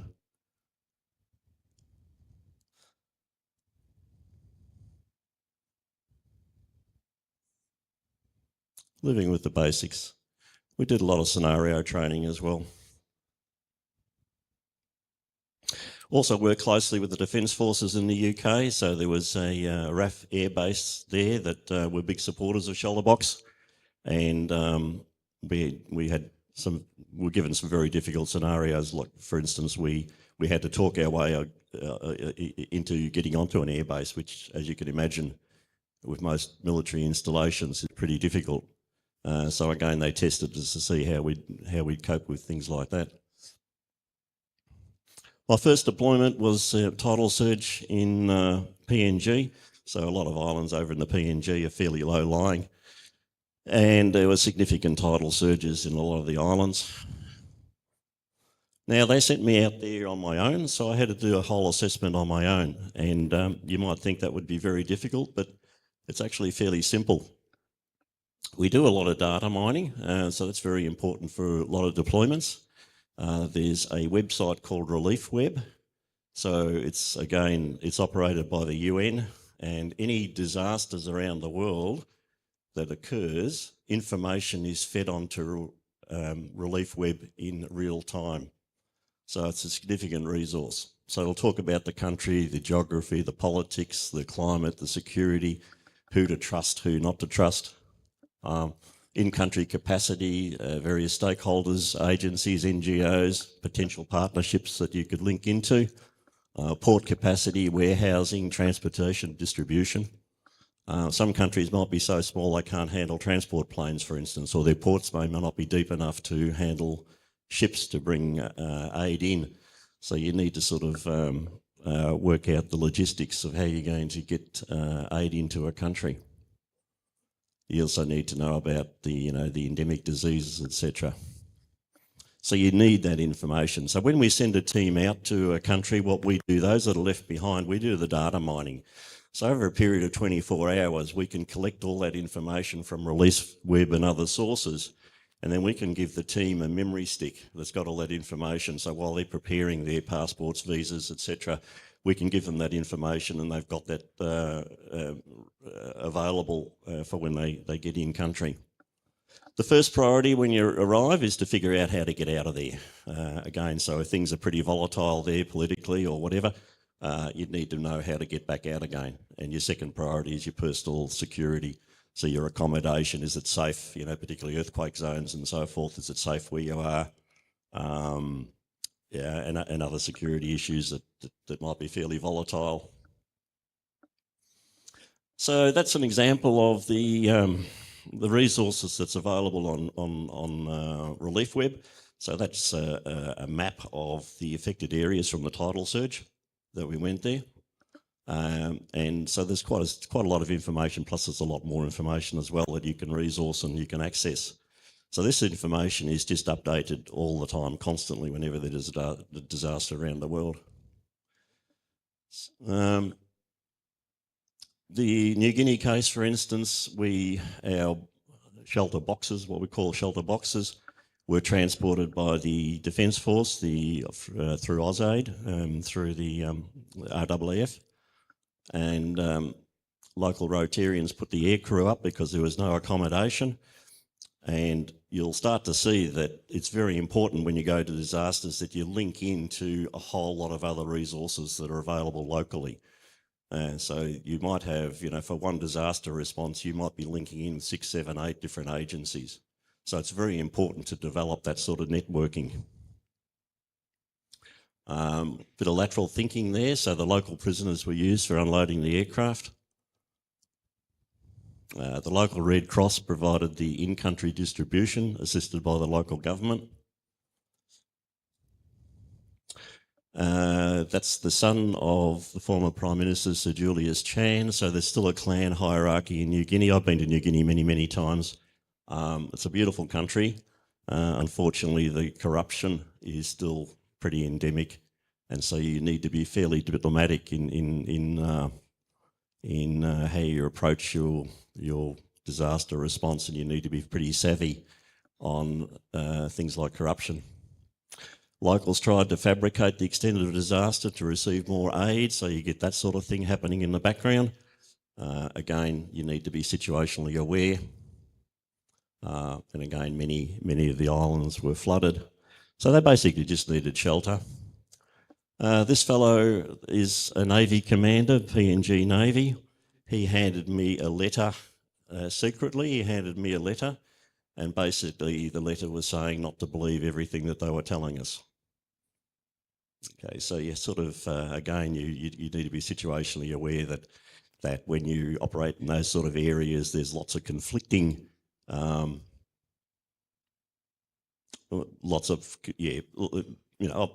the village in New Guinea, for instance, obviously a local politician might want to favour a particular village over another village, and they'll do everything they can to divert aid to perhaps where it's not necessarily required.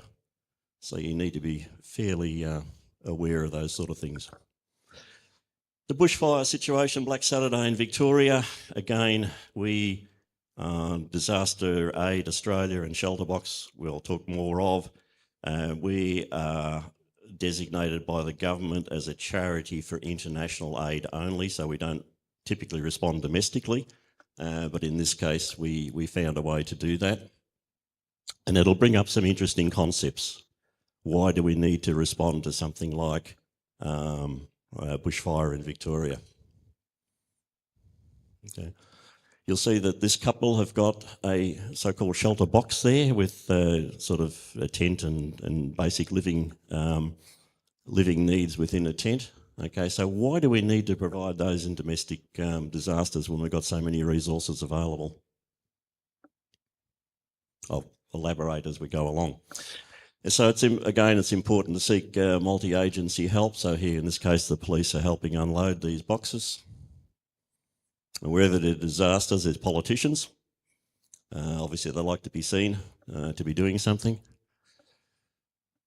And there we have the Chief of Defence, Angus Houston, and Major General Cantwell as well, because the military provided resources. So again, we had to work with the military.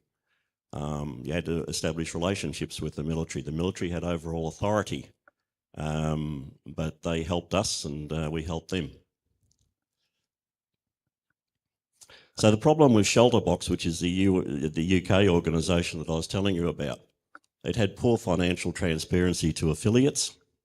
I'm not knocking the organisation, it does fabulous work, but there are a lot of things that the Australian arm of Shelterbox wasn't happy with. The training was boot camp, so it was basically last man standing, although there was quite breathtaking elements, which again I haven't got time to go through.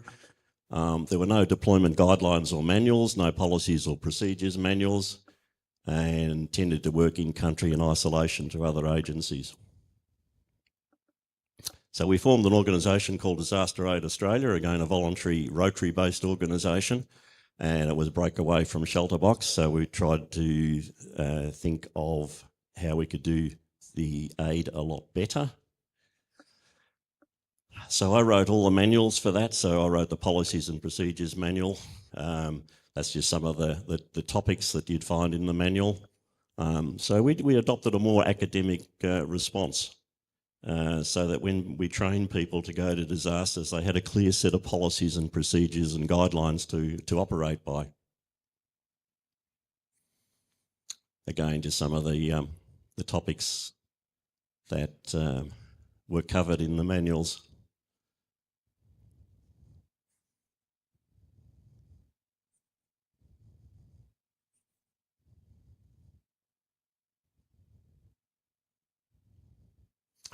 So every member of the Disaster Aid Australia team went through a training process, which I'll talk about shortly, and they were familiar with those all those elements of the manuals.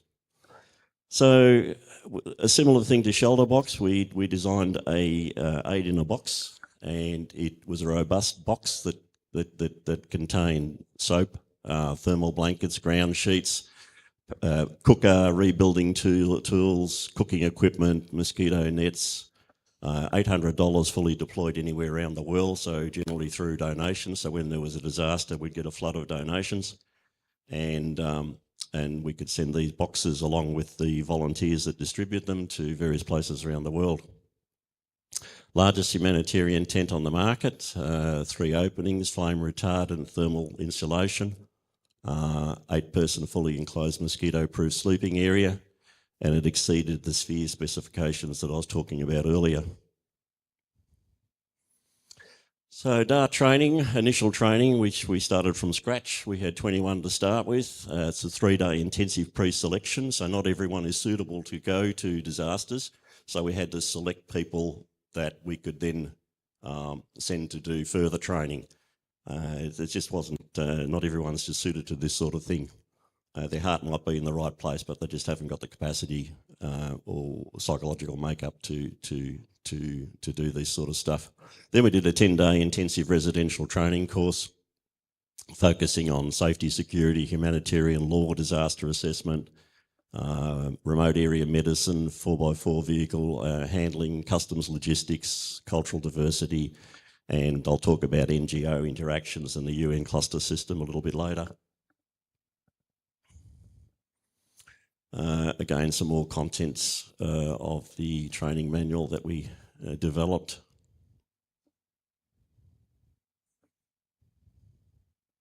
There's a lot involved,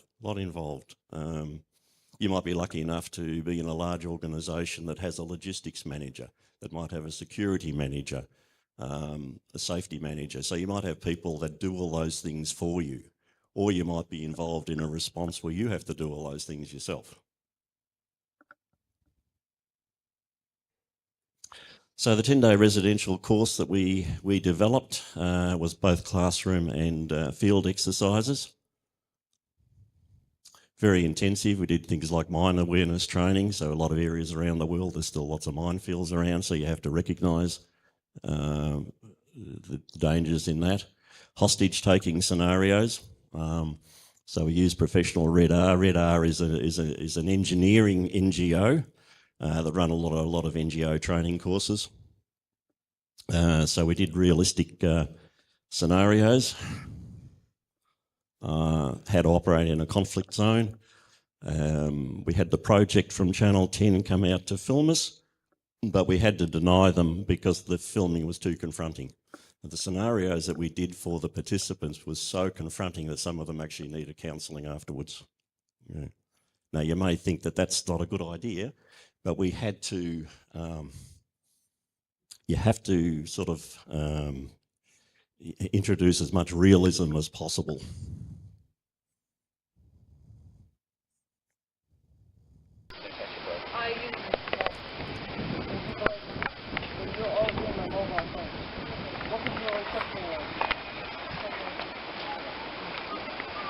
All right, you can take your bags. Thank you. Can I take your water bag, please? Yes? You may take your water bag. Alushka? Für die Papa. Tamam? Tamam? مش تمام.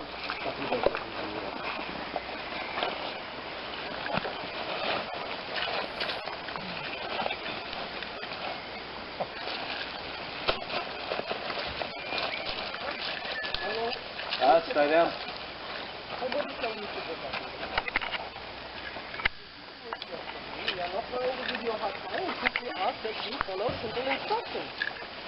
than 5.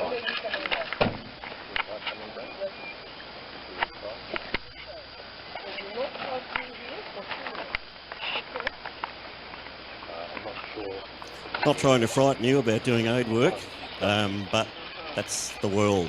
That's the reality of the world, that situations like this can occur, and it has occurred to our team members. And again, we've had some pretty nasty incidents as well that happened to our responders out in the field. So this sort of training is essential. Yes. Do you have any opportunity to help us? Okay. Again, another hostage taking scenario.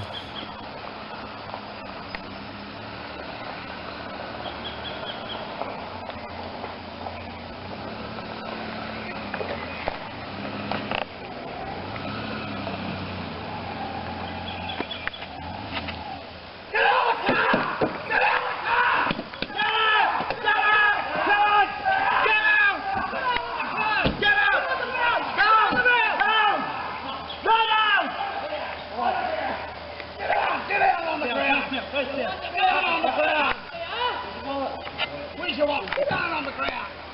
Get down on the ground, face down. Get off it. Let it go. Let it go. Get it. Let out. Get it down. Let's go. Let's go. Let's go.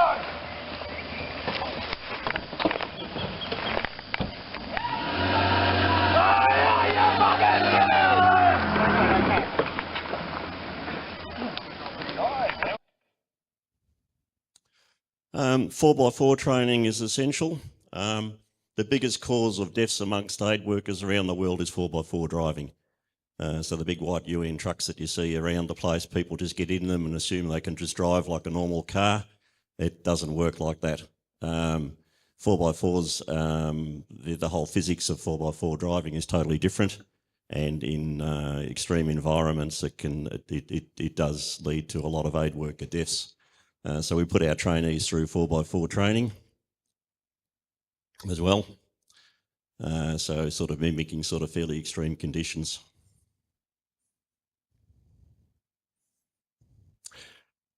Okay, now I'll talk about one of the major deployments that I was on was in Pakistan. Pakistan, 170 million people, live basically on subsistence agriculture, not much income, and are frequently affected by natural disasters. Pakistan floods that I attended was in 2010. We had 20 million homeless. Now that, unfortunately in our society, that might rate a little paragraph on page 6 of the newspapers. Can you imagine the whole population of Australia being homeless? That was a reality at the time. Massive effect. Millions without shelter, winter was approaching, water was contaminated, disease was rife with malaria and dengue fever, and agricultural land silted 1 to 2 metres of sand so they couldn't grow food. So we sent over 700 survival boxes, only a drop in the ocean really, but there was a lot of other aid organisations involved. And I'll talk about water filtration systems that we put in as well. And on top of that, we had a US $1,000 bounty on our heads by the Taliban because it was during the conflicts in Afghanistan at the time. So again, another security issue. So we had to be very careful on where we went and you know, follow our security protocols. So the flood map, the part in red there is the extensive flooding and lesser flooding in the yellow. So virtually covered most of Pakistan.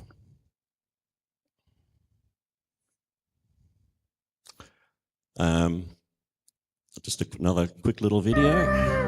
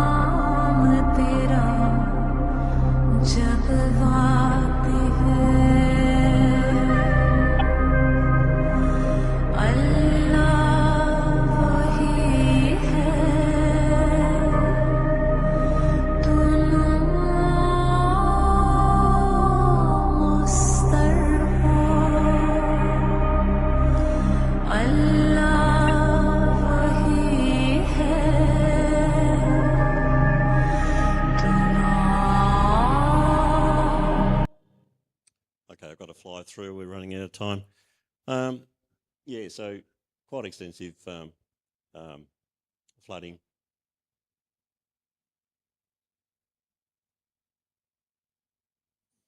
So again, we formed associations with other aid organisations from around the world. Again, that's critical when you're in another country. Don't work in isolation. So sometimes other aid organisations couldn't replicate what we did, but they provided funds for us to continue working.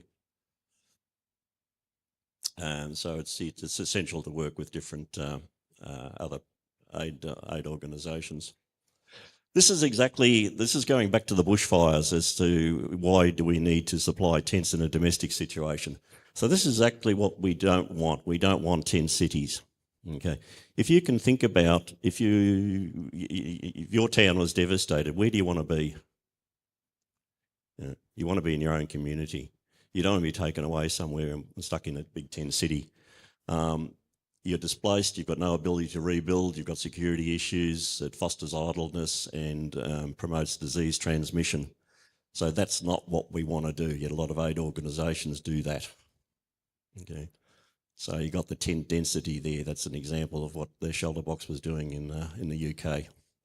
So we did things differently. So effectives want to stay in their community, they want to rebuild, they want to connect with each other.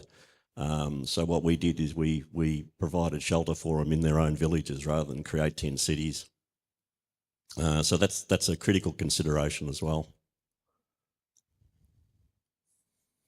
So again, you can see the size of the tents, they're fairly substantial. They take ownership as well, so we get them to sign for their boxes. We also did water filtration systems. So this is an Australian invention that can turn dirty water into pure drinking water for up to 10 years. And it's, there's no electrical, no mechanical input. There's no chemicals involved. That's just through ultrafiltration. It was developed up in Sydney. Can produce 10,000 litres of potable water per day, so long as the water's not polluted. So if it's dirty, that's fine, so long as it hasn't got any chemicals and things in it. And we did 6 of these, and we did those in villages. So all the surrounding community can come to the village and get their clean water. And we taught the locals how to operate them. So it's an ultrafiltration device.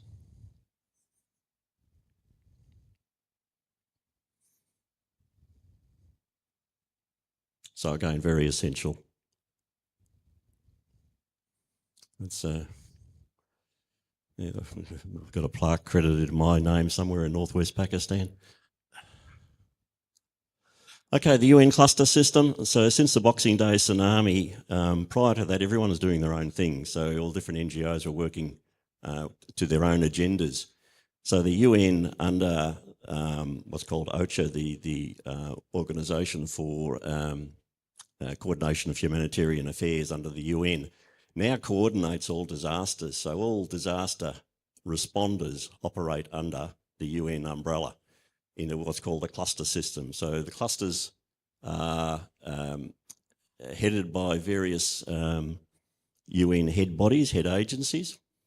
And so you might have a shelter cluster, you might have a health cluster, you might have a water and sanitation cluster. The idea is that when you go into these countries, you link in with that cluster.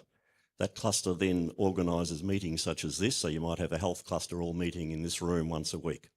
You get to know the other players. You can exchange resources.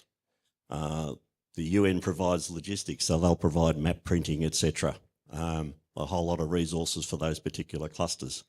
The idea is to make the system more efficient so that not everyone's operating in one area and doing their own thing, so that resources are spread around.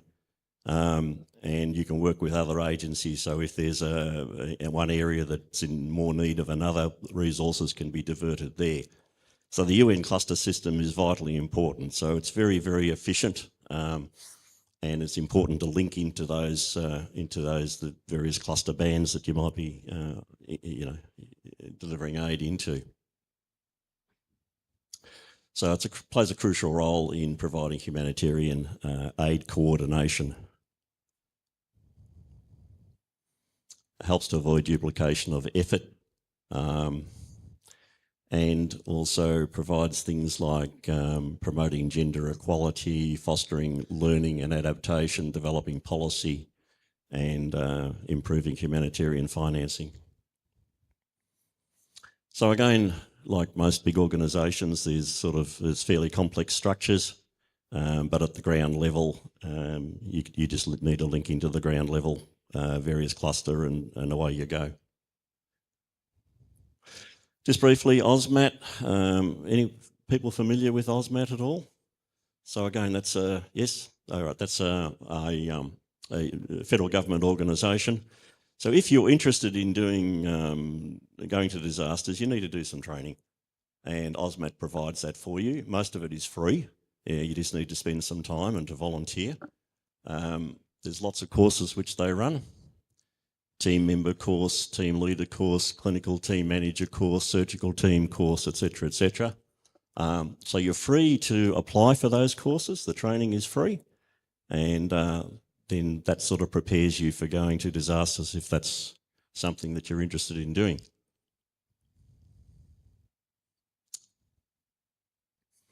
The course content, if you have a look at the course content on the left-hand side, you'll notice that a lot of those things are the same as what our training provided when we were doing the shelter boxes and Disaster Aid Australia. So the principles are essentially the same.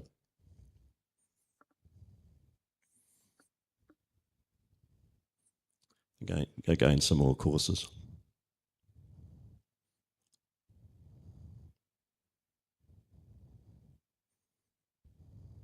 Okay, so that's available for you, and I'd just like to finish up with one quick video. And thank you for your time.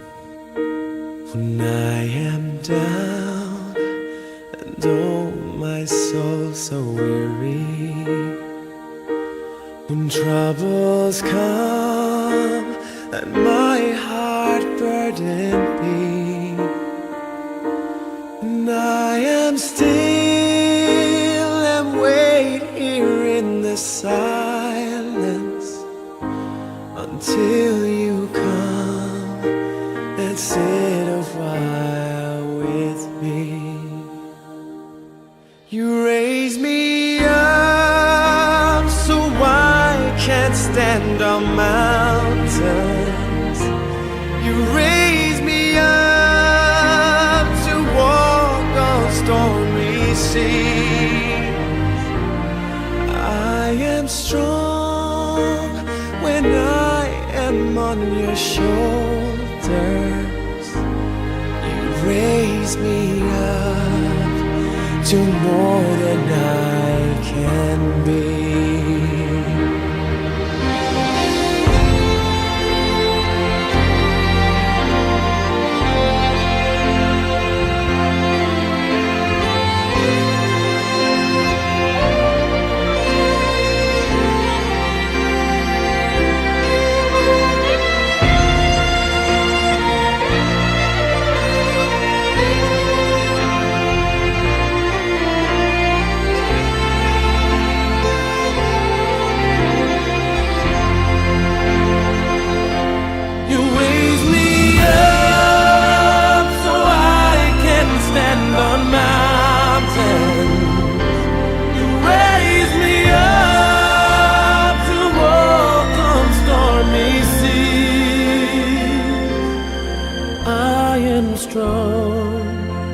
When I am on your shoulders, you raise me up to more than I can be.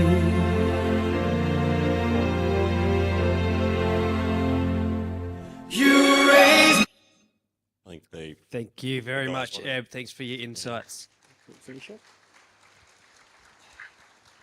Does anybody have any questions for Eb before he shoots off? I'll be around. He will be around. The rest of the week, if anybody wants to have a chat. Beautiful. Thank you again, Eb. My pleasure. Thank you. Okay, thank you very much, everybody, for your participation in this morning's sessions.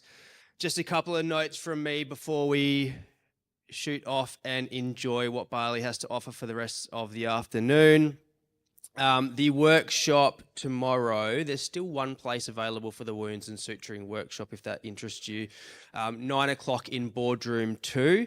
There's still a few spots for yoga and breathwork available at 6:30 tomorrow morning, followed by breathwork again in boardroom 2. And just if anybody's wondering about how to get to Da Maria on Friday, speak to, which is really important, speak to Max, Delphine or Choc about arranging transport. Otherwise, I encourage everybody to join the WhatsApp group where you can find the link to that in your conference handbook. And we might be able to post a few, we can maybe organise a bit of a walking group to depart the hotel or the resort here at maybe 7 p.m. to get to Da Maria. It's about a 10-15 minute walk. So that might be an option and availability to all of you. Otherwise, thank you again for your participation. Enjoy the rest of the afternoon, and we'll see you back here again tomorrow. Thanks very much. Take care.